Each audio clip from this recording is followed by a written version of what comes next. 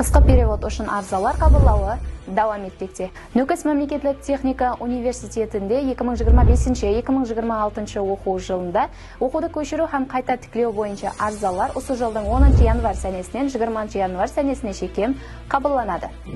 Жоғары оқу орындарына студенттер оқуын көшіру һәм қайта тіклеу бойынша арзаларды тізімнен өткеру жоғары білімдендіру, ілім һәм инновациялар министрлігінің ресми веб-сайты Трансфер Ноқат Еду Ноқат Уз ямаса бірден-бір интерактив мемлекеттік қызметлер порталынан My Ноқат Gov Ноқат Уз арқылы 2026 жылдың бәһәргі семестр оқу сабақтары басталуынан алдын әмелге асырылады.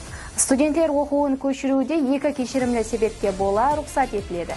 Бірінші, студент шаңырақ құруы мөнәсәбетіменен өмірлік жолдасы жасайтұғын аймақтағы жоғары оқу орнына оқуын көшіру үшін. Екінші, мемлекеттік ұйымлар қызметкерлері жұмыс орны өзгерген жағдайда оның өмірлік жолдасы ямаса ер жетпеген перзенті оқуын көшіруі үшін. Оқуды көшіру үшін талап етілетін құжаттар тізімі төмендегіше. Академиялық мағлұматнама ямаса транскрипт нұсқасы. Мемлекеттік ұйымлар қызметкерлерінің жұмыс орны өзгерген жағдайда оның өмірлік жолдасы ямаса ер жетпеген перзентінің оқуын көшіру үшін тиесілі министрлік ямаса мекеме басшысының ұсынысы. Тұрмыс құрғалы хақындағы гуалық. Осындай пайдалы мағлұматларды өткеріп жібермеу үшін каналымызға ағза болуды ұмытпа.